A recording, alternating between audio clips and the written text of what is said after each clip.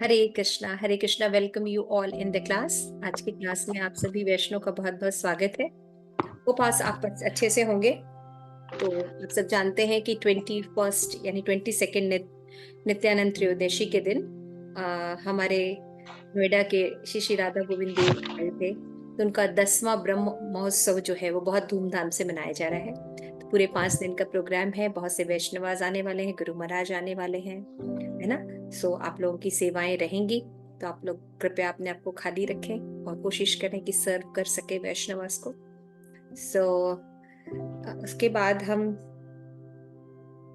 जो है वो ये अनाउंसमेंट कर रहे थे कि आप लोग जो है अपने स्वास्थ्य का भी ध्यान रखें, क्योंकि अभी थोड़े से वायरस जो है वो फैले हुए हैं, है ना। तो आप लोग अपने स्वास्थ्य का भी ध्यान रखिए। कोशिश कीजिए घर का ही प्रसाद लीजिए, है ना। सिंपल लिविंग, हाई थिंकिंग करना पड़ेगा इस समय। सो आप लोग अच्छे से करिए। और हम लोग बहुत ही इंपॉर्टेंट चैप्टर पढ़ रहे हैं, है ना। वो है चैप्टर 9 भगवत गीता का।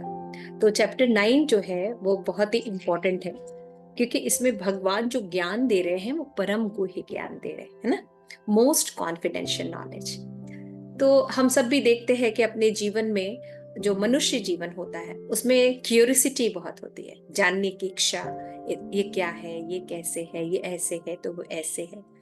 तो क्यूरियोसिटी का जो चरम सीमा है वो है ये 9th चैप्टर, है ना। क्योंकि 9th चैप्टर में भगवान क्या करेगी, इससे ज्यादा रहस्यमय चीजें नहीं है जानने के लिए।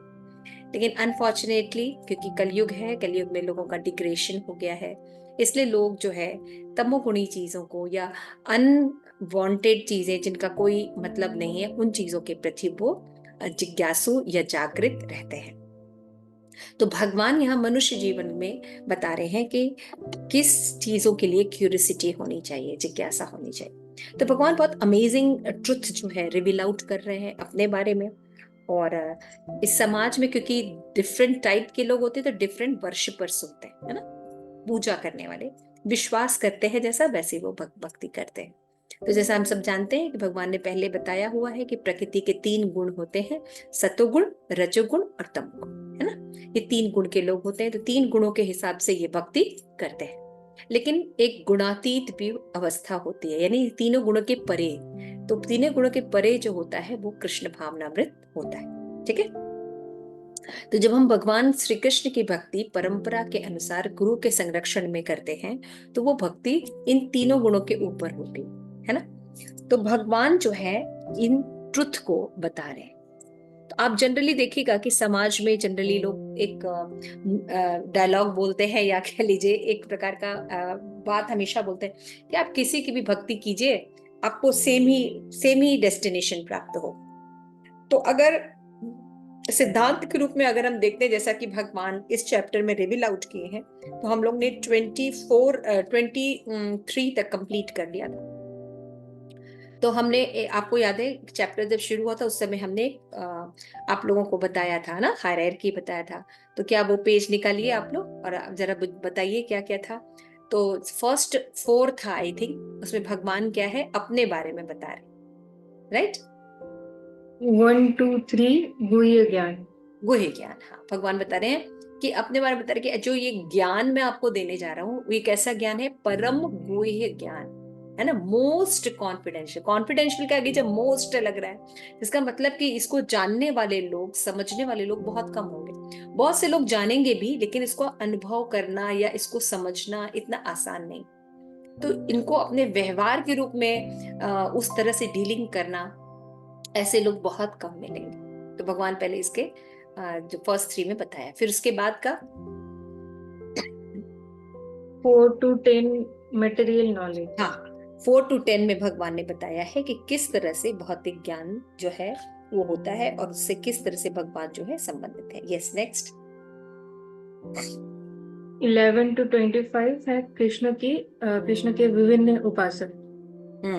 तो 25 तक, है ना। तभी हमने 23 किया ना, तो आपने देखा ना कि निर्विशेषवादी हैं, देवताओं के उपासक हैं। तो भगवान सबका बता रहे हैं और साथ में फिर बता रहे हैं कि जो कृष्ण भक्ति करती है उनकी क्या गति होती है। तो भगवान ने अभी जस्ट 23 वाला जो श्लोक था उसमें भगवान ने क्या बताया था, कोई बता सकता है। 23 वाले श्लोका में हमने क्या डिस्कस किया था।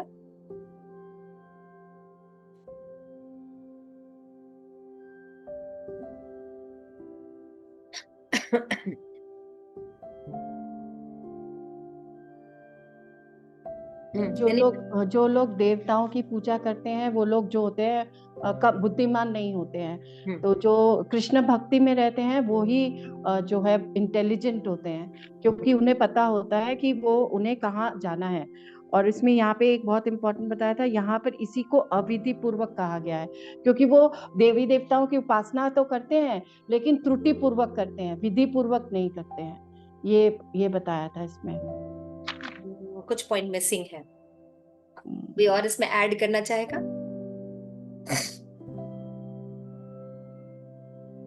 यहाँ पे भगवान ने ये बताया था कि जो लोग भगवान कृष्ण की भक्ति नहीं करके अन्य देवी देवताओं की पूजा करते हैं, एक्चुअल में अप्रत्यक्ष रूप से वो उनकी ही पूजा करते होते हैं। हाँ, यस यस, ये हाँ बहुत इम्पोर्टेंट, ये बहुत इंपॉर्टेंट एस्पेक्ट है। मान लीजिए आप कहीं पर भी पूजा कर रहे हैं तो सब भगवान या भगवान की शक्तियां ही है ना। तो वो एक्चुअल में भगवान कृष्ण की ही पूजा कर रहे होते हैं, लेकिन उनकी जो विधि है वो अविधि पूर्वकम है। उनका जो पूजा करने की जो विधि है, उपासना है, वो कैसे है? अविधि पूर्वकम है। ठीक है। इसीलिए वो पुनः पुनः जन्म मृत्यु के इस चक्र में, भौतिक सागर में आते रहते हैं और दुख उठाते रहते हैं।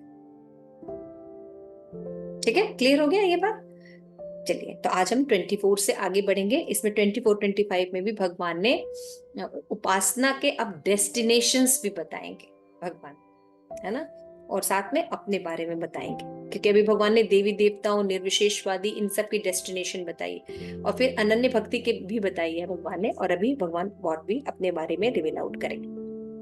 तो पढ़ने से लिए हम प्रार्थना कर लेते हैं। नमः ओम विष्णु पादाय कृष्ण प्रेष्ठाय भूतले श्रीमते लोकनाथ स्वामी महाराज इति नामने। नमः ओम विष्णु पादाय कृष्ण प्रेष्ठाय भूतले श्रीमते भक्ति वेदांत स्वामी इति नामिने।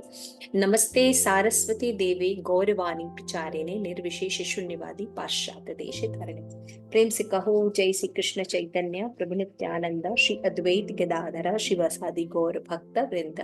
हरे कृष्णा कृष्ण कृष्ण हरे हरे, हरे राम राम राम हरे हरे। ग्रंथराज भगवत गीता की जय, श्री प्रभुपाद की जय, श्री अद्वैत आचार्य तिरुभाव दिवस की जय, निताई गौर प्रेमानंदे, हरि हरि बोल। तो भगवान 24 श्लोका में क्या बोल रहे हैं? हम श्लोका पढ़ेंगे पहले। अहम ही सर्व यज्ञानां भोक्ता च प्रभुरेव च न तु मां अभिजानाति तत्वेन अतः चवन्ति ते। क्या बोल रहे भगवान? अहम ही सर्व यज्ञानां, है ना, कि मैं ही समस्त यज्ञों का एकमात्र भोक्ता और स्वामी हूं। तो भगवान क्या कह रहे हैं? जैसे अभी भगवान ने कहा ना कि जो देवी देवताओं की उपासना करते हैं, कोई भी उपासना करते हैं, वो अप्रत्यक्ष रूप से मेरी ही भक्ति करते होते हैं। तो आप देख रहे हैं कि जितने भी देवी देवता होते हैं, यज्ञ किसी प्रकार का भी होता है, तो भगवान क्या कर रहे हैं? उसका भोक्ता या इंजॉयर कौन है? भगवान कहते हैं एकमात्र मैं हूं, है ना, अहम ही। समझ रहे हैं? और कोई इंजॉय ही नहीं कर सकता है। तो अगर कोई किसी भी तरह का यज्ञ करता है तो उसको मेन इसको एंजॉयर कौन है? भोक्ता कौन है? भगवान है। और न केवल भोगता है बल्कि च प्रभु रेव च, वो उसके प्रभु भी है, स्वामी भी है, कोई माने या ना माने। ठीक है ना। अगर कोई भी व्यक्ति किसी तरह की भी पूजा करता है या यज्ञ करता है तो उसके स्वामी कौन है? भगवान कहते हैं मैं हूं। कृष्ण स्वयं ये बात कह रहे हैं। फिर दूसरे लाइन में भगवान कहते हैं अतः लोग मेरे वास्तविक दिव्य स्वभाव को नहीं पहचानते।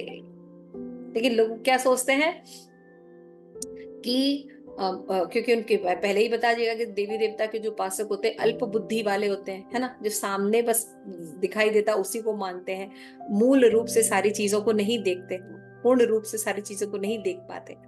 तो वो सोचते हैं कि जो हम बस वर्शिप कर रहे हैं ये इसी देवी देवता के। लेकिन भगवान यहाँ पे क्या कह रहे हैं कि वो भगवान के दिव्य स्वभाव को नहीं जानते।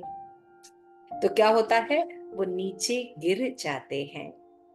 उनकी डेस्टिनेशन क्या होती है? नीचे गिरना, मतलब बार बार भौतिक जगत में वापस गिर जाते हैं। ठीक है, क्लियर हो गया? तो यहाँ पे भगवान खुद कह रहे हैं। तो कैसे इस बात को सिद्ध किया जा सकता है कि जो देवी देवता के उपासक हैं, जो निर्विशेषवादियों के उपासक हैं या और कोई वर्शिपर हैं, उनका जो गंतव्य है वो भगवान के गंतव्य से मिलता है। सबकी डेस्टिनेशन अलग अलग है ना। और ये अभी 25 श्लोक में जब भगवान बोलेंगे तो ये अपने आप ही स्पष्ट हो जाएगा। ठीक है, तो आइए पढ़ते हैं। यस, कौन पढ़ेगा?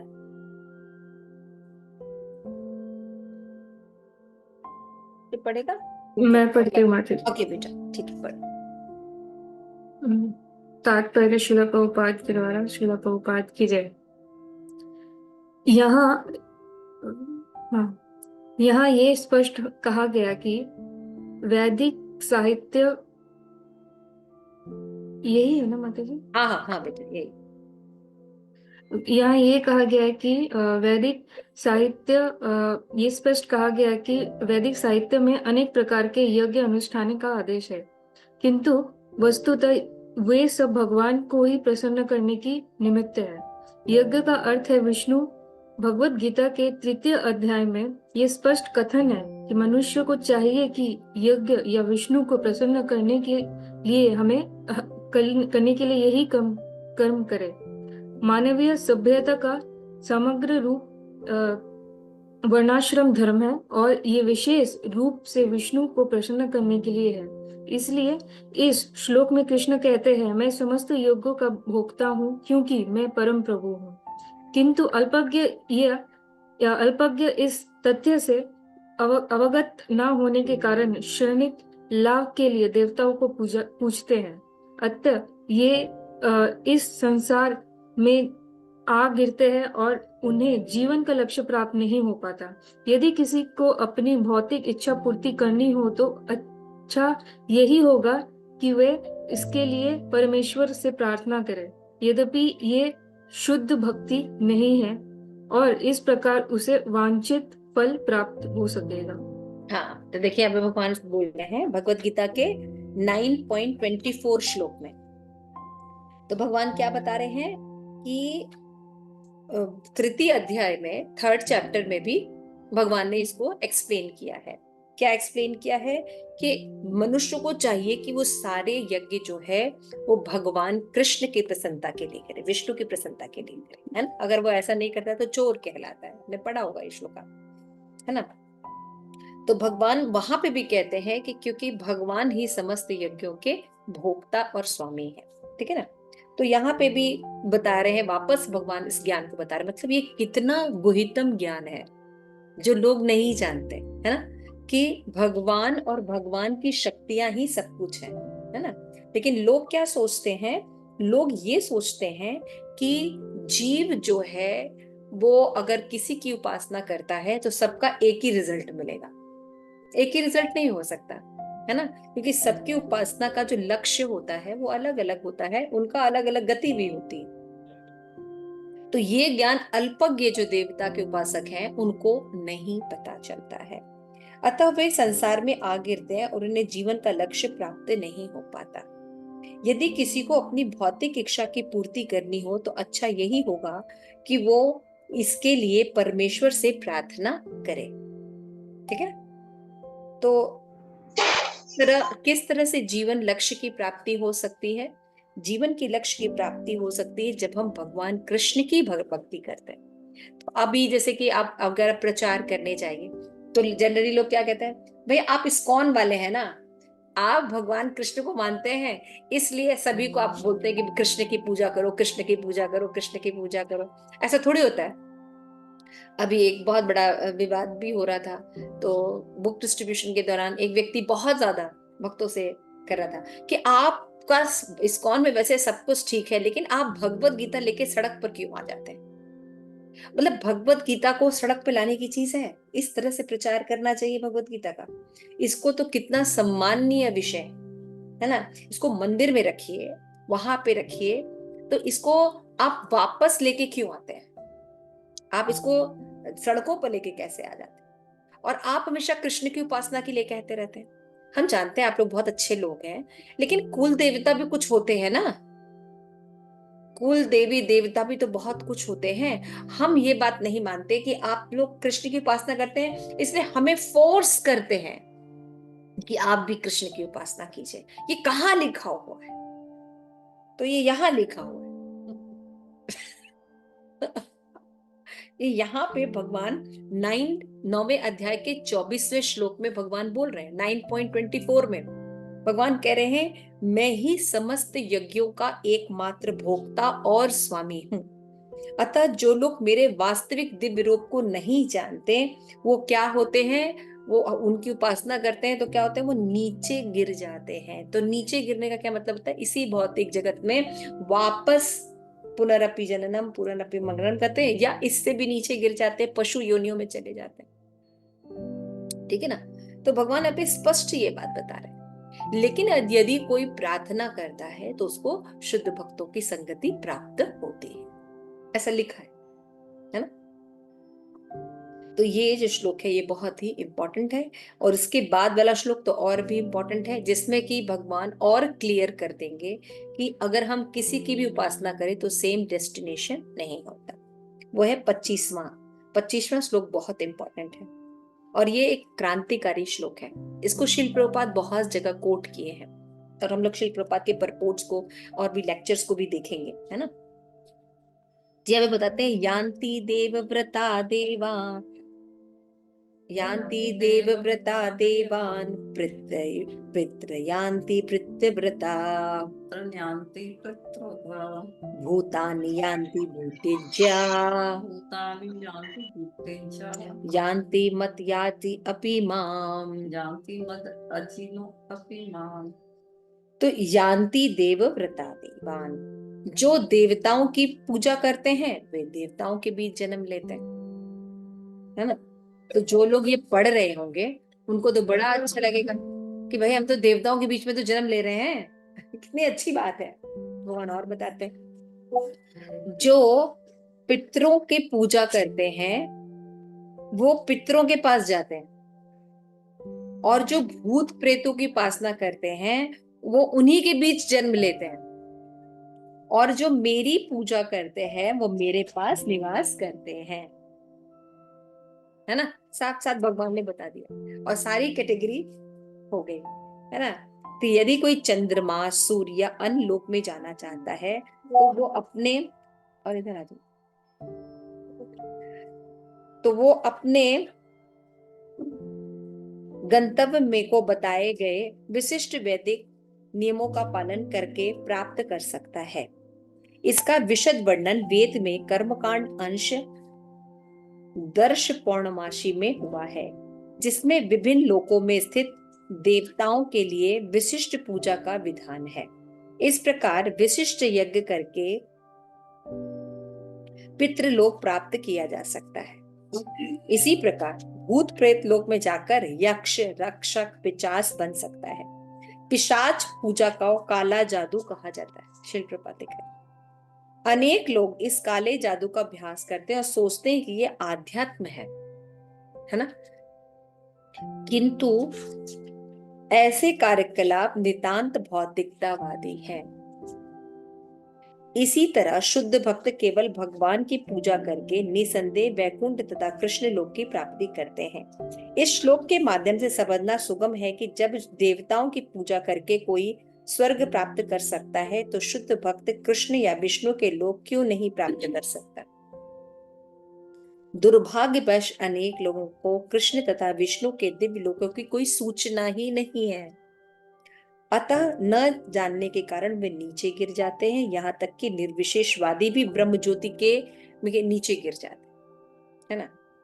इसलिए कृष्ण भावनामृत आंदोलन इस दिव्य सूचना को समूचे मानव समाज में वितरित कर रहा है कि केवल हरे कृष्णा कृष्ण कृष्णा हरे हरे, हरे राम राम राम हरे हरे, ऐसे महामंत्र हरिमान का जप से ही मनुष्य सिद्ध हो सकता है और भगवत धाम वापस जा सकता है।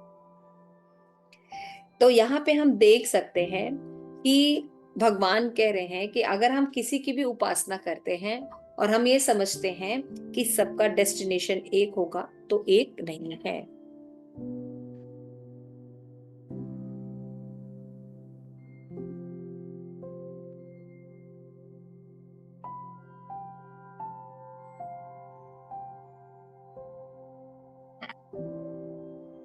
तो यहाँ पे ये बता रहे हैं कि demigod worshipper after great endeavor to follow the Vedas simply fall down to the material existence and do not achieve the desired goal of life. To contract the destination of demigod worshipper and Krishna bhakti, Krishna says that worshipper go where their faith is reposed.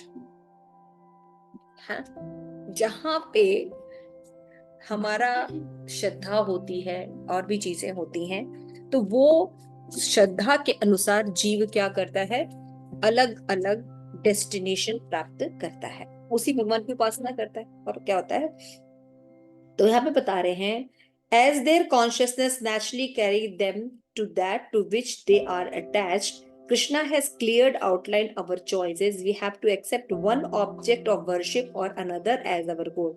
To encourage us to choose correctly, he speaks the final 9 verses of this chapter.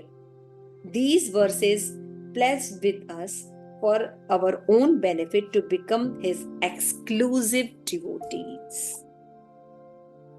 अब भगवान जो है वो क्योंकि creator हैं, भगवान जो है सभी के लक्ष्य हैं, तो इसलिए भगवान क्या कह रहे हैं, भगवान क्योंकि क्रिएटर है तो भगवान जानते हैं कि उन्होंने जो दुनिया बनाई है उस दुनिया में कैसे कैसे लोग होंगे, क्या क्या चीजें होंगी, है ना, ये सारा भगवान जानते हैं। इसलिए भगवान बता रहे हैं कि हम किसी की भी उपासना करते हैं तो इसका ये मतलब नहीं कि हर कोई गोलोक धाम पहुंच जाएगा, है ना। तो भगवान यहाँ पे वर्शिपर्स बता रहे थे, कैसे कैसे देवताओं की पूजा करने वाले, पितरों की पूजा करने वाले, भूत प्रेतों की पूजा करने वाले, है ना, निर्विशेष ब्रह्म की पूजा करने वाले, इन सब कैटेगरीज को भगवान बता रहे हैं। तो वो बता रहे हैं, और बाद में भगवान ये भी बता रहे हैं साथ में कि जो मेरी भक्ति करता है उसका क्या होता है। तो यहाँ पे देखते हैं कि प्रभुपाद हमेशा ये बता रहे हैं कि जो लोग भगवान कृष्ण की भक्ति करते हैं वो ही कृष्ण लोक यानी गोलोक जाएंगे, और जो लोग देवी देवताओं की पूजा करते हैं वो उनके लोक को जाएंगे। तो भाई यहाँ पे ये कहा जा रहा है कि हम जो लोग देवी देवताओं की भक्ति करेंगे वो देवताओं के बीच में जन्म लेंगे, तो बुरा क्या है, देवताओं के बीच में यदि कोई व्यक्ति जन्म ले रहा है तो इसमें बुरा क्या है। पानी पानी ले, बताइए आप, सोच के देखिए, सही तो है ना, मतलब देवताओं का शरीर प्राप्त होगा, ऐश्वर्य प्राप्त होगा, हमें जो है वो इंद्र का राज मिलेगा, है ना, अप्सराएं होंगी, नंद कानन वन होंगे, जन्म मृत्यु रहेगा, यमुना बोल रही है जन्म मृत्यु रहेगा। क्योंकि we will not be able to break the circle of life and death, वो ब्रेक नहीं कर पाएंगे। माता जी भी कह रहे हैं कि हम अपना जो जन्म मृत्यु का जो चक्र है इसको ब्रेक नहीं कर पाएंगे, और हमारा जो लक्ष्य है कि हमें मनुष्य जन्म भगवत धाम जाने के लिए मिला है वो नहीं प्राप्त होगा। और यस जया माता जी, यस माता जी, वही सेम जो यहाँ पे है भौतिक स्तर में जन्म मृत्यु जरा व्याधि, तो वहाँ पे है वो जन्म मृत्यु जरा व्याधि वहाँ पे नहीं रहता है, लेकिन जन्म मृत्यु का चक्कर तो वहाँ पे भी देवताओं के वहाँ पे भी एक स्टेज पे आके उनको नीचे आना पड़ता है वापस।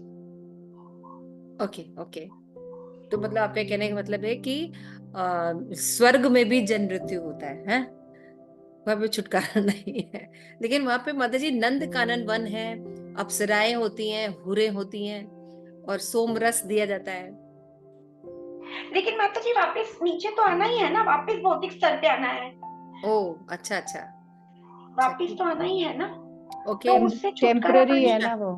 विशाखा माता जी, विशाखा माता जी, हमारे जहाँ तक पुण्य रहते हैं तब तक हम वहाँ पे भोग कर पाएंगे, बाकी जो हमारे पुण्य का तो वापस नीचे तो आना ही है ना। यस, ये बात भी सही है कि जब तक हमारे पास बैलेंस रहेगा, पैसा रहेगा, तब तक वहां रहेंगे पुण्य कर्म, और जैसे ही हमारा पुण्य कर्म खत्म होगा हम क्या होंगे, नीचे गिर जाएंगे, तो कोई फायदा नहीं है वहां पे जाने पर। आप लोग, हाँ यस यमुना। और माता जी वहाँ पे जैसे हमें वैकुंठ मतलब कोई चिंता ना हो, लेकिन वहाँ भी कुंठ है, चिंताएं, इंद्र भी चिंतित रहते हैं। यस, यमुना कह रही है कि इंद्र जो होते हैं वो क्या होते हैं, कुंठित रहते हैं, वैकुंठ तो गए नहीं, कुंठा समाप्त हो जाएगी।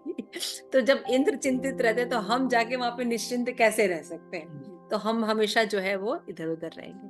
तो समझ रहे हैं आप, कोशिश कर रहे हैं। तो देवताओं के बीच में जन्म लेना मनुष्य जीवन का लक्ष्य नहीं है, है? देवताओं के समान ऑपुलेंस हो जाना ये कोई सामान्य बात नहीं होती है। यहाँ पे तो थोड़ा सा भी कोई हो जाता है तो अंबानी अडानी को ही हम लोग बहुत ज्यादा बोलने लगते हैं, या और भी विदेश में भी बहुत से लोग हैं, लेकिन उनसे बहुत कल्पना से भी परे देवी देवताओं का ऑपुलेंस होता है, ऐश्वर्य होता है। लेकिन उन ऑपुलेंस को, उन ऐश्वर्य को प्राप्त करना मनुष्य जीवन का लक्ष्य नहीं है।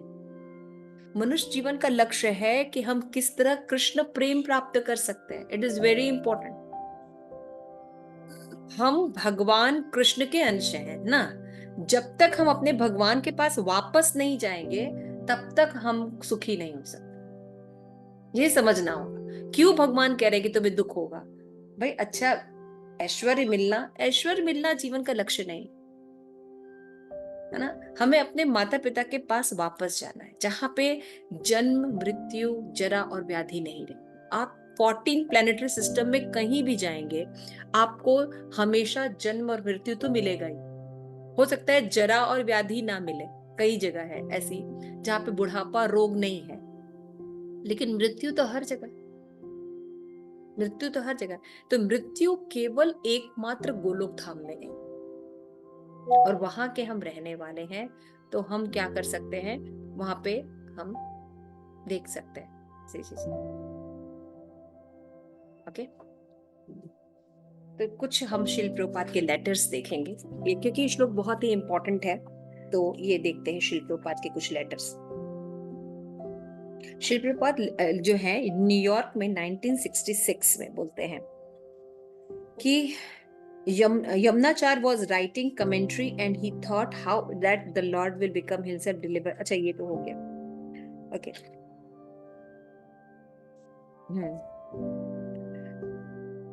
I am the only enjoyer or beneficiary of all kind of sacrifices. Similarly, any kind of worship and any kind of sacrifice, any kind of charity, any kind of penance, austerity, philosophical discussion, meditation, there is so many things is for realization of supreme absolute. So Lord Krishna said, of course those processes I am the ultimate benefactor.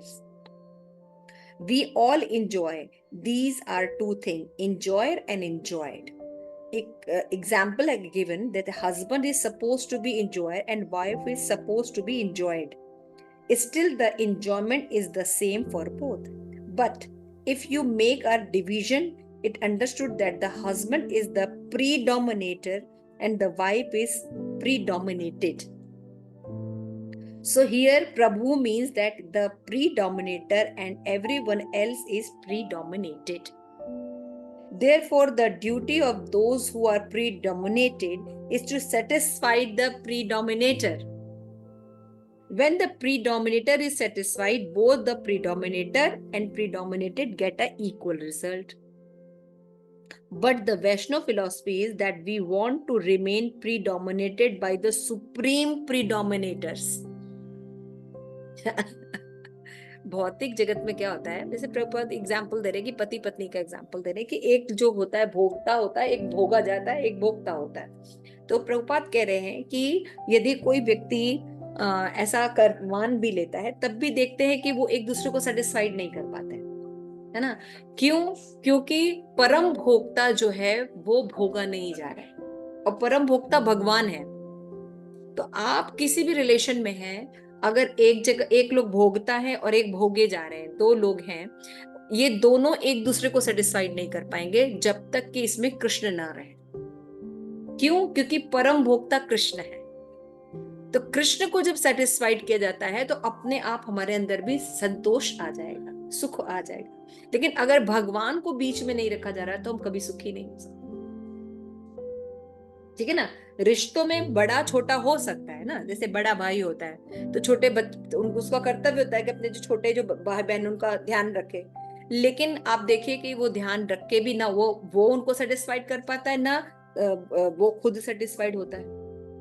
क्यों नहीं? क्योंकि इन दोनों relation में भगवान नहीं है, समझ रहे हैं? तो वैष्णव फिलॉसफी ये होती है कि हम भगवान कृष्ण को केंद्र में रखते हैं, क्योंकि भगवान भोगता है, तो उनको जब सभी सेटिस्फाइड करने की कोशिश करते हैं तो भगवान को सेटिस्फाइड करने के कारण बाकी सब सेटिस्फाइड रहते हैं। लेकिन Mayavadi philosophy want to merge into dominator so that they become themselves प्रिडोमिनेटर।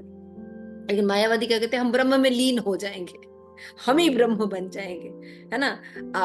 आपको पता है कि मतलब वो जो अहम ब्रह्मास्मि जो बोलते हैं, तो मतलब क्या है, हम ब्रह्म की खोज कर रहे हैं, लेकिन खोज करके क्या पता चला मायावादियों को, वही वो ब्रह्म है जिस भगवान को वो ढूंढ रहे थे, एक्चुअल में वो भगवान वो ही है, हम ब्रह्मास्मि, हम ही भगवान। तो अगर उसको पता चल जाएगा तो फिर उसके बाद क्या होगा? तो वो अपने आप को ही फिर भगवान मान लेता है ना, तो उसका फिर फायदा क्या होगा? फायदा होता है। तो ज्यादातर लोग तो यही बोलते हैं ना, मायावादी तो ऐसे ही होते हैं, हम ही तो होते हैं, हम my line my way is highway, हमने जो कह दिया यही होगा। ये सब थिंकिंग कहाँ से आएगी? आज यही बनेगा, क्यों? क्योंकि मुझे ये पसंद है। मेरी बेटी डॉक्टर ही बनेगी, क्यों बनेगी? क्योंकि मुझे डॉक्टर बनाना है। समझ रहे? आप देखिए जीवन के हर क्षेत्र में हम भगवान बनते रहते हैं। नहीं, इन सबको कृष्ण भावना में स्वीकार कर लेना चाहिए, सबको। क्यों? क्योंकि हम भक्त बने हैं, इसलिए सभी को भक्त बन जाना चाहिए, है ना। किसी को मतलब फ्री विल नहीं मिलता, किसी को कोई फ्री विल नहीं होना चाहिए। तो इसलिए प्रभुपाद जी बता रहे हैं कि there are argument in whatever form you worship the supreme, the result will be same. This is Mayavadi theory. हम कोई भी भक्त देवी देवताओं की पूजा करेंगे, प्रभुपाद करें कि उसका सेम रिजल्ट प्राप्त होगा। अरे वो दिस इज मायावादी थ्योरी। ये कौन सी थ्योरी है? मायावादी, है ना। तो यहाँ पे the theory is refused by the Krishna, theory is refused by the Krishna. Here that theory is refused by the Krishna. Those who try to worship the demigod go to the planet of demigod. Yanti mat yajo mam. And those who worship me will come to me. ठीक है? जो भगवान की भक्ति करते हैं वो देवलोक को जाएंगे, गोलोक धाम जाएंगे। लेकिन जो बाकी की पूजा करते हैं वो कहाँ जाएंगे? जहां जहां करते हैं वहां जाएंगे, और सब पुनरअपि जननम पुनरअपि मरणम में लगे रहेंगे। 25 हमने कंप्लीट किया। शिल प्रभुपाद ने इसी पर शिल प्रभुपाद ने भी इस पर लेक्चर दिया है भगवत गीता में कि the question may be raised that if I want to love Krishna, then how will be the other thing go on? Krishna never say you have to go to factory, earn money, and then you can love me. Is there any condition for loving Krishna? भगवान ने कभी ऐसा कहा है कि तुम मेरे लिए ये करोगे, लाल वाला फूल चढ़ाओगे 14 फरवरी को, तभी मैं तुम्हारे तरफ देखूंगा। नहीं, पीला वाला चढ़ा दोगे तो बसंत पंचमी बन जाएगी, नहीं होगा। ऐसा बोलते हैं भगवान, कोई कंडीशन रखते हैं। तो कृष्ण भावनामृत में भगवान कृष्ण की भक्ति करने की कोई कंडीशन नहीं होती। Is there any condition for loving Krishna? Now a practical person will say, if I always think of Krishna, then wherefore money will come?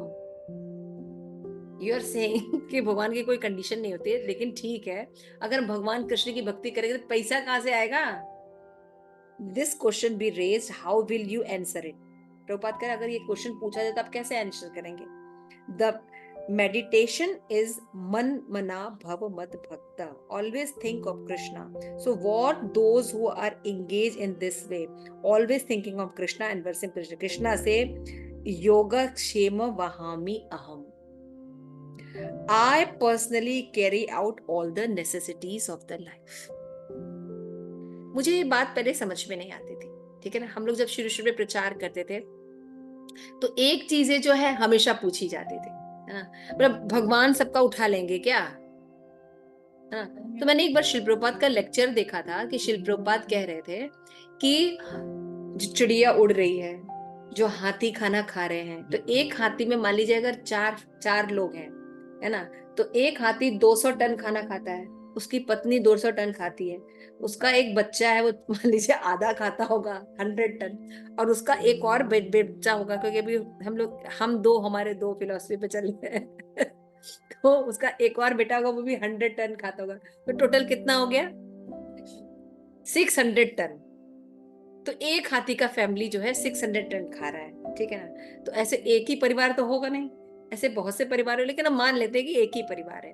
तो 600 टन खाना मांगने के लिए कौन सा हाथी आपके पास आता है?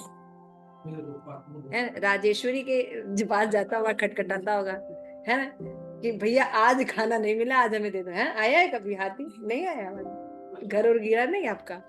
तो अच्छा, ऊपर है आपका घर, इसलिए आ नहीं पाता।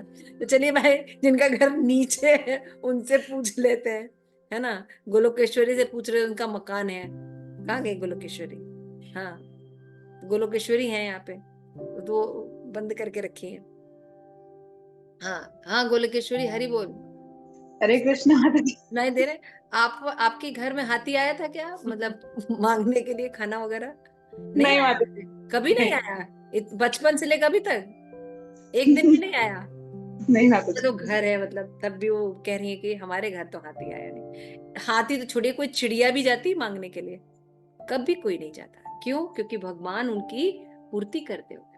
तो ये बात चलो थोड़ा सा समझ में आती थी। तो बहुत से लोग आर्ग्यूमेंट करते थे, हम लोग बहुत दान देते हैं मंदिर में, इस्कॉन में बहुत बर्बादी होती है पैसों की, है ना।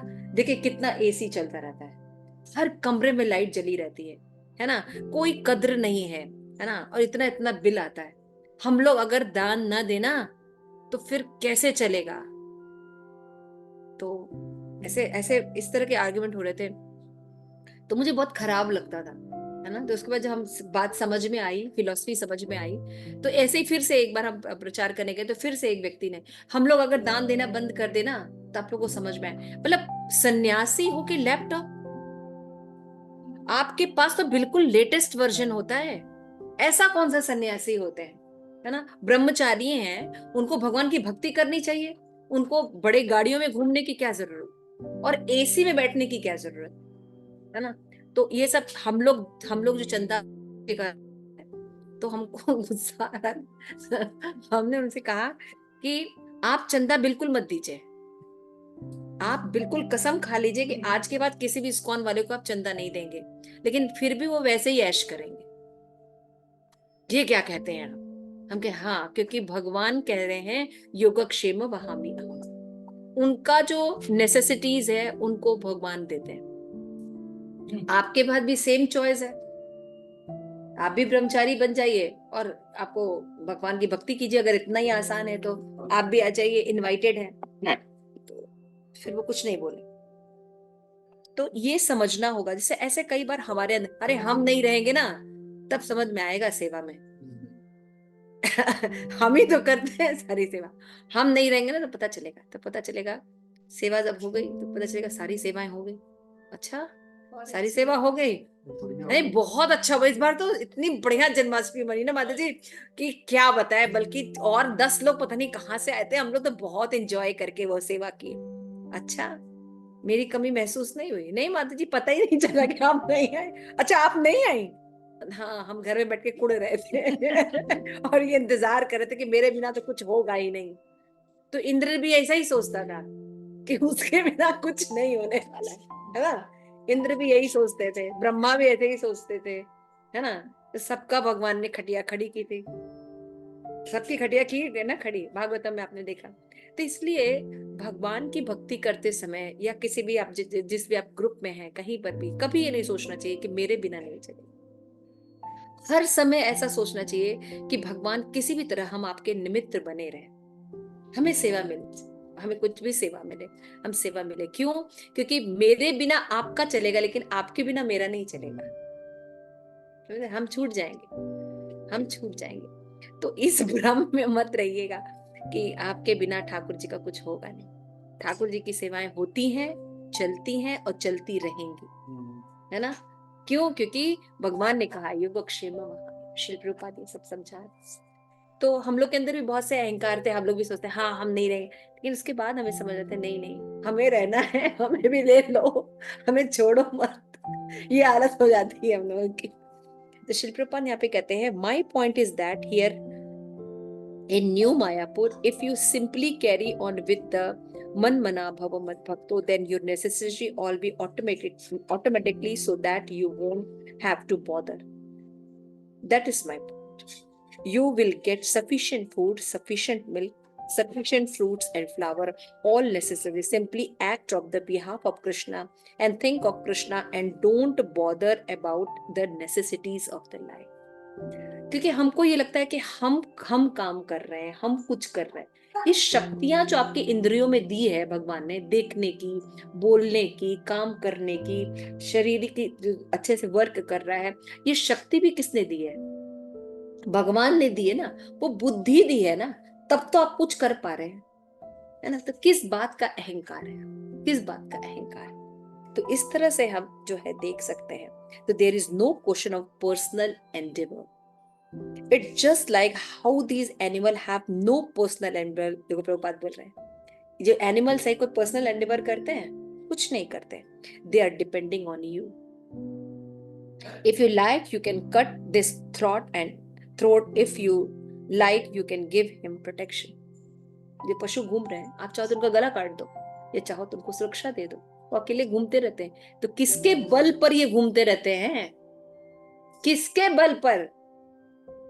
कृष्णा के बल पर घूमते रहते, है ना। तो इस तरह से ये बहुत सुंदर श्लोक है। और इस श्लोक में हमेशा याद रखना चाहिए कि भगवान ने एक बहुत बड़ा सत्य जो है, जो परम रहस्य है, वो खोल के रखा है। क्या? कि अगर हम भगवान की भक्ति करते हैं तो सेम रिजल्ट नहीं मिलता। हम भगवत धाम जाएंगे, देवी देवताओं की या अन्य भक्ति करते हैं, उसकी तुलना हम करेंगे कि हमको भी सेम रिजल्ट मिलेगा, तो हमें सेम रिजल्ट नहीं मिलेगा। क्लियर होगा? एक श्लोक और कर लेते हैं, श्लोक नंबर 26। पत्रम पुष्पम फलम तोयम यो मे भक्त्या प्रयच्छति तद अहम भक्त उपहतम अश्नामि प्रत्यात्मना। तो प्रश्न ये उठता है कि भाई भगवान की भक्ति इतनी स्पेशल है, तो मतलब बहुत मेहनत करनी पड़ेगी उस भक्ति को करने के लिए, क्योंकि देवी देवताओं की भूत प्रेतों में तो बड़ा मेहनत लगता है ना। ये उपासना, वो उपासना, व्रत रखना, बहुत कुछ करना पड़ता है। तो मतलब कृष्णा की भी भक्ति करने में बहुत मेहनत लगने वाली है। भगवान कहते नहीं, यदि कोई प्रेम से भक्ति के साथ पत्र, पुष्प, फल या जल प्रदान करता है तो मैं उसको स्वीकार करता हूँ। कैसे? भक्ति के द्वारा। इसको पढ़ेंगे पद्म माता, पद्म माता जी नरसिंह हरे कृष्ण। पढ़ लीजिएगा। हाँ, नित्य सुख के लिए स्थायी आनंदमय धाम प्राप्त करने के हेतु बुद्धिमान व्यक्ति के लिए यह अनिवार्य है कि वह कृष्ण भावना भावित होकर भगवान की दिव्य प्रेमा भक्ति में तत्पर रहे। ऐसा आश्चर्यमय फल प्राप्त करने की विधि इतनी सरल है कि निर्धन से निर्धन व्यक्ति को योग्यता का विचार किए बिना इसे पाने का प्रयास करना चाहिए। इसके लिए एकमात्र योग्यता इतनी है कि वह भगवान का शुद्ध भक्त हो। इससे कोई अंतर नहीं पड़ता कि कोई क्या है और क्या स्थित है। यह विधि इतनी सरल है कि यह प्रेम पूर्वक एक पत्ती, थोड़ा सा जल या फल भी भगवान को अर्पित किया जाता है तो भगवान उसे सहर्ष स्वीकार करते हैं। अतः किसी को भी कृष्ण भावनामृत से रोका नहीं जा सकता, क्योंकि यह सरल है और व्यापक है।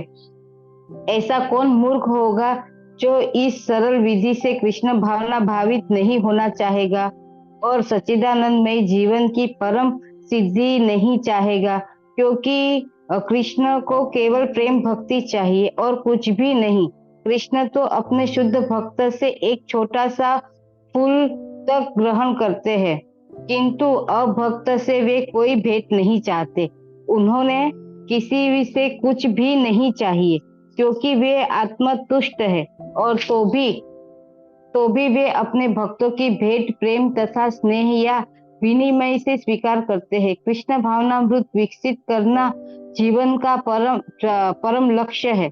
इस श्लोक में भक्ति का एक उल्लेख 2 बार यह घोषित करने के लिए हुआ है कि भक्ति ही कृष्ण के पास पहुंचने का एकमात्र साधन है।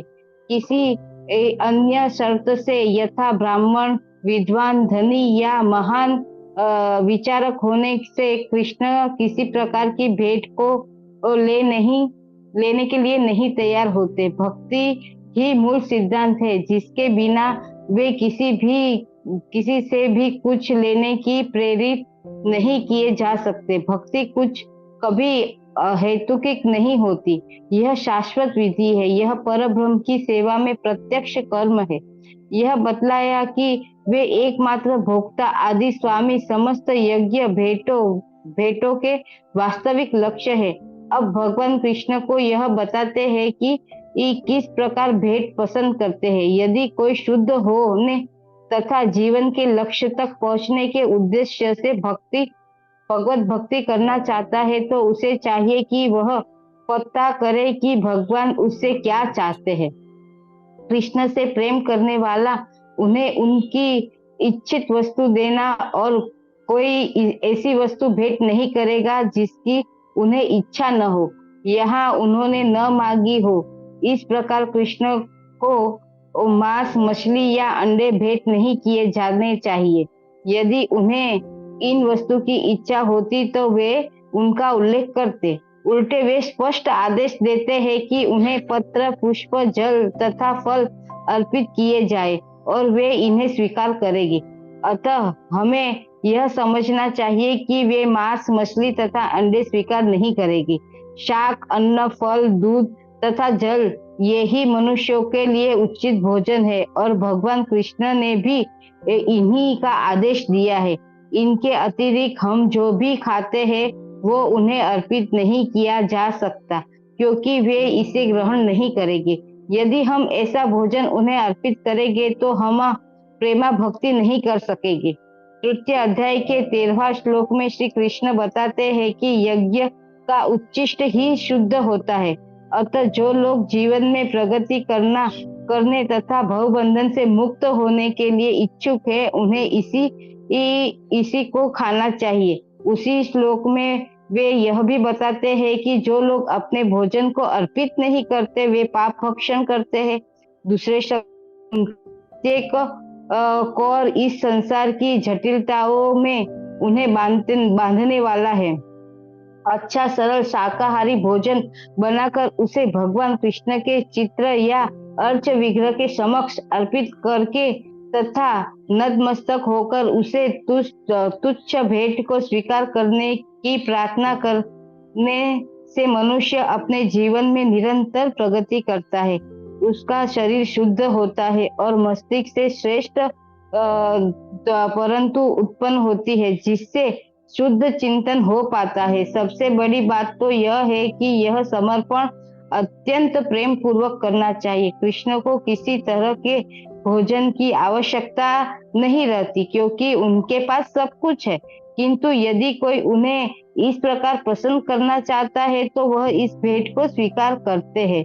भोजन बनाने, सेवा करने तथा भेंट करने में जो सबसे मुख्य बात रहती है वह है कृष्ण के प्रेमवश कर्म करना। वे मायावादी चिंतक भगवत गीता से इस श्लोक का अर्थ नहीं समझ सकते, जो यह मानकर चलते हैं कि परब्रह्म इंद्रिय रहित है। उनके लिए यह या तो रूपक है या भगवत गीता के उद्घोषक कृष्ण के मानवीय चरित्र का प्रमाण है।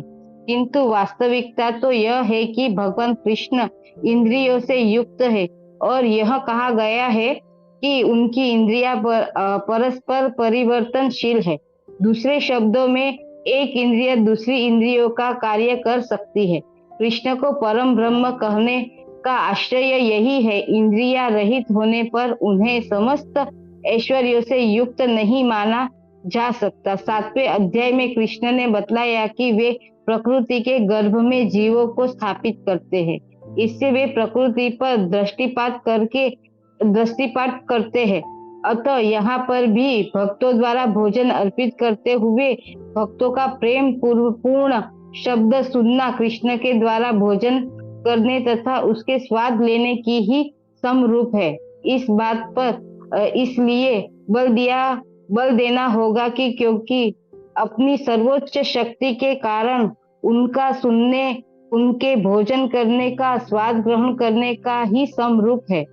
केवल भक्त ही बिना तर्क से यह समझ सकता है कि परब्रह्म भोजन कर सकते हैं और उसका स्वाद ले सकते हैं। श्री प्रभुपाद की जय। तो इतना सुंदर आज पत्रम पुष्पम चल रहा है। हम सोचे थे कि अद्वैताचार्य पीरसने के दिन पूरे दिन फास्टिंग करेंगे लेकिन लग नहीं रहा है कि हम कर पाएंगे सो पत्रम पुष्पम यो में भक्त्या प्रयच्छति तद अहम भक्त उपातम अश्नामि प्रत्यात्मना। तो यहाँ पे हम देख रहे हैं प्रभुपाद तो फर्स्ट टाइम लिखे हैं क्या, नित्य सुख के लिए स्थायी आनंद धाम प्राप्त करने हेतु बुद्धिमान व्यक्ति के लिए अनिवार्य है कि वो कृष्ण भावना भावित होकर भगवान के दिव्य प्रेमा भक्ति में तत्पर है ना। तो हम सब कैसा सुख चाहते हैं, परमानेंट सुख चाहते हैं, है ना, परमानेंट सुख चाहते हैं और परमानेंट आनंद चाहते हैं। तो सुख और आनंद प्राप्त करने के लिए प्रभुपाद जिस्ट बता रहे हैं। क्या बता रहे हैं, हमें कृष्ण भावना भावित होना ही पड़ेगा। जब हम कृष्ण भावना भावित हो जाएंगे और भगवान की भक्ति करेंगे तो हमें स्थायी सुख और स्थायी आनंद प्राप्त हो जाए। क्लियर, स्थायी सुख और आनंद प्राप्त हो जाएगा। श्रील प्रभुपाद इस जो परपोट है पत्रम पुष्पम, इसमें कई बातें उन्होंने मेंशन की है कि भगवान की भक्ति करना बहुत इजी है ना, कि भगवान ने थोड़ा सा अगर जल है हमारे पास तो गंगा जल है उसको भगवान को चढ़ा दें, है ना, तुलसी पत्र है भगवान के चरणों में अर्पित कर दें।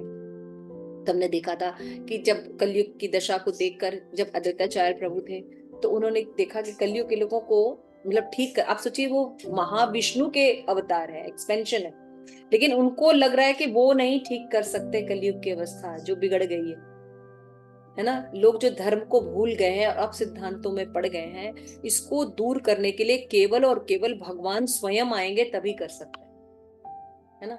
तब उन्होंने भगवान से प्रार्थना की कि भगवान आप अवतरित होइए, और उन्होंने क्या ऑफर किया, गंगा जल और तुलसी, है ना, गंगा जल तुलसी लीफ ऑफर किए और भगवान प्रकट हो गए। तो देवी देवताओं की पूजा करने के लिए, पितरों की उपासना करने के लिए, भूत प्रेतों की भक्ति करने के लिए हमें बहुत मेहनत करनी पड़ेगी, बहुत बहुत उपासना करनी पड़ती है। आप देखो उनकी जो पूजा होती है कितनी टफ होती है ना, आग में जलना, ऊपर से कूद, पता नहीं क्या क्या करना पड़ता है ना। तो लेकिन भगवान कृष्ण की भक्ति जो कि सर्वोत्तम लक्ष्य देने वाली है ना, वो भक्ति करना बहुत आसान है। यहाँ पे प्रभुपाद कहते हैं कि भक्ति का मूल सिद्धांत है कि उसके बिना वे किसी से कुछ भी लेने के लिए प्रेरित नहीं करते, यानी भक्ति कभी हेतु की नहीं होती। यह शाश्वत विधि है, ब्रह्म सेवा की प्रत्यक्ष कर्म है। सबसे पहले क्या बात बताई कि भगवान की भक्ति करना हमारे लिए शाश्वत है ना, और किसी की उपासना करने से श्रेष्ठ है और इजी है भगवान कृष्ण को प्रसन्न करना या उनकी भक्ति करना। उसके बाद बताते हैं श्रील प्रभुपाद कि हमें ये समझना होगा कि एकमात्र भोक्ता इंजॉयर कौन है, भगवान है। सभी यज्ञों के स्वामी कौन है, भगवान है, और सभी के वेल विशर कौन है, कृष्ण है। ये समझना पड़ेगा, ये तीनों सब्जेक्ट समझना बहुत जरूरी है। जब तक जीव बुद्धिमान नहीं होगा तब तक भगवान की भक्ति को छोड़कर और कुछ भी नहीं करे। बहुत से लोग कहते हैं कि जो भी खाते हैं भगवान को ऑफर कर देते हैं, तो वो जितना भी जो निमिष भोजन है वो भी ऑफर करते हैं। हम अंडा खा रहे, ये खा रहे, भगवान ने कहते हैं अगर भगवान को मन होता तो वो पत्रम पुष्पम की जगह मटनम चिकनम लिखे होते, लेकिन उन्होंने ऐसा कुछ लिखा नहीं है। उन्होंने शिक्षा दी है कि हमें भक्ति कर, तो ठीक है। तो कोई लोग क्वेश्चन कर सकते कि भाई भगवान ने यहाँ कहा है कि मुझे ऑफर करो, तो कहाँ ये लिखा है कि भक्तों को भी ये ऑफर ये खाना चाहिए? कहाँ लिखा है कि भक्तों को जो है वो शाकाहारी खाना चाहिए? ये तो भगवान अपना बता रहे हैं ना कि उनको पत्रम पुष्पम चाहिए। तो क्या आंसर देंगे पद्मा माता जी?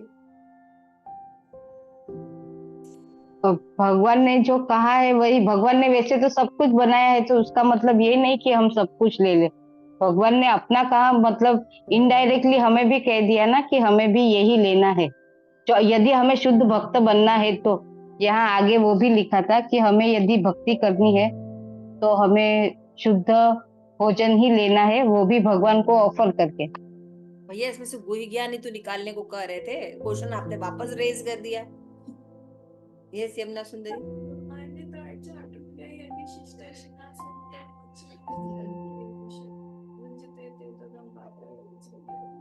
जब मुझे यज्ञ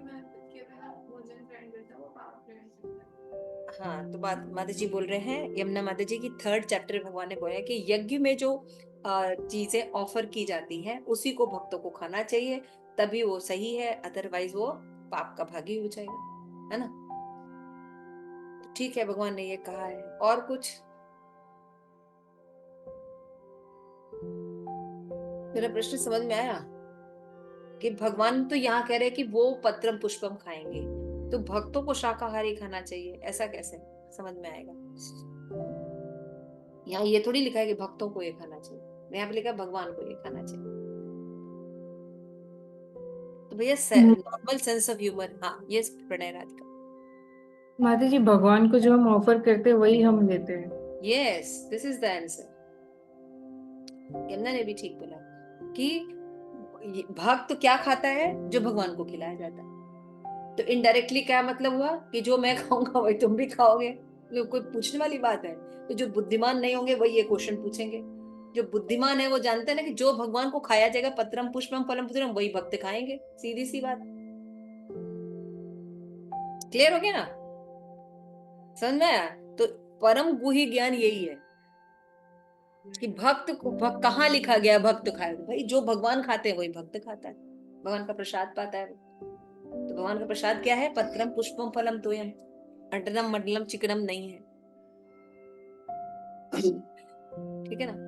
तो यहाँ पे इसमें श्रील प्रभुपाद ने यहाँ पे 3रे अध्याय का बताया है कि यदि कोई भगवान को ऑफर किए बिना खाता भी है तो वो केवल पाप खाता है। ये श्लोक बहुत मुझे हिला दिया था, क्योंकि हमें ये लगता है कि हम तो बहुत अच्छे हैं, I am very good person, तो मेरे साथ बैड क्यों हो रहा है ना? विशाखा माता जी, क्लियर हो रहा है ना? हम तो बहुत अपने आप को गुड पर्सन समझते थे, आई एम वेरी गुड, तो हमारे साथ बैड क्यों हो रहा है इधर, है ना? तो जब हमने ये श्लोक पढ़ा तो हमने कहा कि हमने तो बैड ही किया है, कभी गुड तो किया ही नहीं।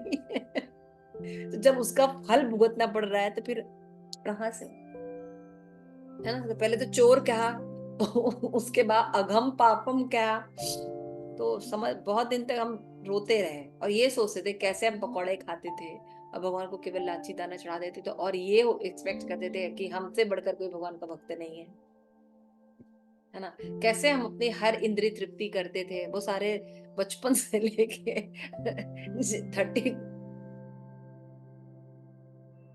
30 इयर्स तक जो हमने उत्पात मचाए सब याद आ रहा था, और हम ये कहते हैं कि हमने जीवन में कभी कोई पाप तो किया ही नहीं। तो नॉलेज ही नहीं है ना, ज्ञान ही नहीं है दुनिया में कि क्या सही है क्या गलत है। तो श्रील प्रभुपाद इसीलिए इतने डंके, इसलिए कृष्ण भावना भावित संघ ये ज्ञान लोगों तक पहुंचा रहा है कि क्या सही और क्या गलत है। आप देवताओं की उपासना करके कभी सुखी नहीं हो सकते। क्यों नहीं हो सकते? क्योंकि देवता आपका डेस्टिनेशन नहीं है, आप उनके अंश नहीं है, इसलिए उनकी भक्ति करने के बावजूद वो भी दुखी रहते तो आप कैसे सुखी हो सकते हैं, है ना? ये सब बहुत मूल सिद्धांत है। ये सिद्धांत बहुत आराम से कहना अलग चीज होता, आज क्लास में आए आपने पढ़ा फिर भूल जाए, नहीं, इसको थोड़ा सा सोच के देखिए, ये बहुत बड़े सिद्धांत है। मैं कई दिन तक मतलब ये पढ़ने के बाद बहुत वो दिक्कत हुई मुझे, और स्पेशली जब ये 9th चैप्टर मैंने पढ़ा, इसमें भगवान जो बताते हैं डेस्टिनेशन बताते हैं, तो वो सुन के तो एकदम पैरों तले जमीन निकल गई, क्योंकि हम लोग के मदर फादर ने यही बताया था कि जिसकी भी सेवा करो कोई बात नहीं, एक ही डेस्टिनेशन मिलेगा। तो हमें तो पता भी नहीं था कि ये मायावादी थ्योरी है, आप समझ रहे हैं? क्योंकि ज्ञान ही नहीं है, भक्ति का कोई ज्ञान ही नहीं है समाज में। आज केवल असुर विद्या पढ़ाई जा रही है हर जगह। इसीलिए श्रील प्रभुपाद कहते थे कि आज की जो एजुकेशन है ये केवल कसाई घर है। एक सोल जो है थोड़ा बहुत अगर जिज्ञासा भी करे तो ऐसा नॉलेज आजकल दिया जा रहा है कि एकदम आदमी सनातन धर्म को मानता ही नहीं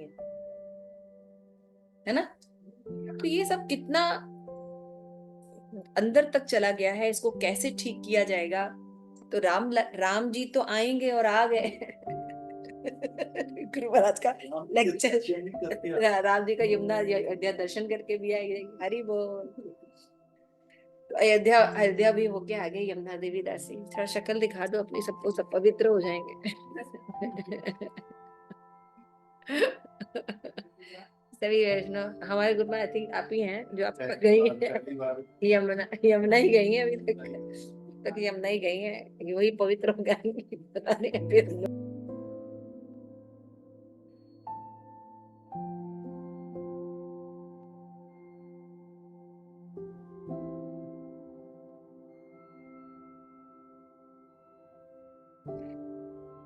हरे कृष्णा माता जी म्यूट हो गए हैं। तो मैंने कहा कि राम आएंगे तो अंगना सजाऊंगी, तो राम तो आ गए, है ना। राम आएंगे आएंगे आएंगे, राम आ गए। तो अब नेक्स्ट स्टेप क्या है? नेक्स्ट स्टेप है कि हमको कृष्ण भावनामृत, राम भावनामृत बनना पड़ेगा। राम की जो शिक्षाएं हैं उनको जीवन में लाना पड़ेगा। और राम की शिक्षाएं कभी भी आसुरिक शिक्षाएं नहीं थी। राम की भी शिक्षाएं, कृष्ण की शिक्षाएं जो है जीव को कृष्ण भावनामृत बनाने की है। तो यदि हम अपने जीवन में राम और डॉग दोनों एक साथ कल्चर रखे हैं, डॉग एंड गॉड, तो साथ साथ चलने वाला नहीं है। ये कल्चर पकड़ कर अगर हम राम आएंगे आएंगे करेंगे तो उससे कुछ नहीं होगा। राम के आने का या कृष्ण के आने का मतलब क्या है कि उनके सिद्धांतों का जीवन में आना, हम भक्ति को अपने जीवन में करें। इसलिए जो आप सब वैष्णव हैं, ये बहुत रेयर है और आप लोग बहुत वंदनीय है कि आप लोग श्रील प्रभुपाद के मूवमेंट को एक्सेप्ट किए, है ना। तो कृपया इसको कभी छोड़िए मत। भले कम प्रैक्टिस हो, अधिक प्रैक्टिस हो, जीवन अच्छे से चल रहा हो, कम चल रहा हो, लेकिन आप लोग कैसे हैं? ब्रह्मांड भ्रमिते कौन भाग्यवान जी। आप सब भाग्यवान हैं और ऐसा भाग्य पाने के लिए देवता भी तरसते हैं, है ना। तो हमें अपना जीवन ऐसे जीना चाहिए ताकि हम ज्यादा से ज्यादा अपना जीवन कृष्ण भावना भावित हो सके, साधु संग कर सके और लोगों को प्रचार कर सके, ताकि वो भी अपना जीवन सुखी से रह सके। तो जीवन का उद्देश्य धन कमाना नहीं है, जीवन का उद्देश्य है कृष्ण भावना भावित होना। तो इसी तरह जैसे मैंने आप लोगों को पिछले क्लास में भी या पिछले उसमें भी एग्जाम्पल दिया था कि हर चीज का एक पर्पस होता है ना। जैसे मोबाइल है, मोबाइल का भी पर्पस है कम्युनिकेशन करना, बातचीत करना, लेकिन उसको हम साबुन की टिकिया की तरह यूज करें, उससे कपड़े धोएं। विशाखा माता जी, अब फिर हम कहें कि मोबाइल जो है वो अच्छा कपड़ा नहीं धोता, तो क्या सही है? नहीं माता जी। क्यों? हम तो टिकिया भी उसी तरह होता है, रेन का उससे तो कपड़े बहुत अच्छे धुलते हैं। ये मोबाइल से क्यों नहीं धुला? ये तो बिल्कुल बेकार है और इसका कोई यूज नहीं है। तो ऐसा कहने वाला मूर्ख है कि मोबाइल को न जानने वाला मूर्ख है। समझ रहे हैं? तो मनुष्य जीवन का लक्ष्य जो है वो आहार निद्रा भय मैथुन को सॉल्व करने के लिए नहीं बना हुआ है ना। मनुष्य जीवन में आप ये जानिए आप कौन है, क्यों दुखों में बार बार वापस आ रहे हैं, और भगवान की भक्ति कैसे होती है, कैसे हम अपने घर वापस जाए, क्योंकि यहाँ को सुधारा नहीं जा सकता। तो इस तरह से यहाँ पे ये होगा। लेकिन जो मायावादी लोग होते हैं वो क्योंकि भगवान के एग्जिस्टेंस में बिलीव नहीं रखते, मायावादी के साथ भगवान का कोई अस्तित्व नहीं होता, निराकार होते हैं, तो उनकी इंद्रियां नहीं होती। तो इंद्रियां नहीं होती तो खाएंगे कहाँ से, स्वाद कहाँ से लेंगे, है ना। लेकिन भक्त भगवान को साकार रूप में मानते, है ना। तो वो जानते हैं कि भगवान की इंद्रियां होती है, दिव्य होती है, और भगवान दिव्यता से आदान प्रदान करते हैं। भगवान खाते हैं, भगवान, है ना, भगवान हर इंद्रियों का उपयोग करते हैं। तो भक्त जो है ये करते हैं, और इसलिए वो प्रेम पूर्वक जो भगवान को पसंद है उसको बनाते हैं और खाते हैं, ठीक है ना। तो इस तरह से जब वो भोजन ग्रहण करते हैं तो श्रील प्रभुपाद कहते हैं केवल भक्त ही बिना तर्क के ये समझ सकता है कि परम ब्रह्म जो है या कृष्ण है वो भोजन करते हैं, है ना। क्योंकि वो जानता है, वो देखता है कि भगवान का शरीर है लेकिन वो दिव्य होता है, ठीक है। श्रील प्रभुपाद की जय। गौर प्रेमानंदे हरि हरि।